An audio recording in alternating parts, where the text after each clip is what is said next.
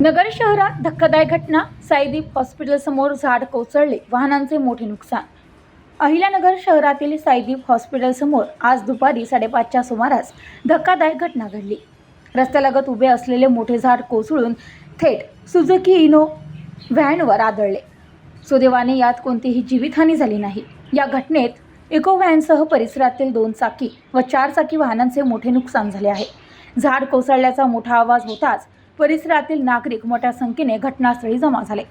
गेल्या काही दिवसांपासून नगर शहरासह जिल्ह्यात मुसळधार पाऊस व जोरदार वाऱ्यामुळे अनेक ठिकाणी झाडे उन्मळून पडण्याच्या घटना घडल्या आहेत। त्याच पार्श्वभूमीवर साईदीप हॉस्पिटल समोर ही घटना घडली। स्थानिक नागरिकांनी तातडीने अग्निशमन दलाला पाचारण करण्याची मागणी केली असून पुढील कारवाई सुरू आहे।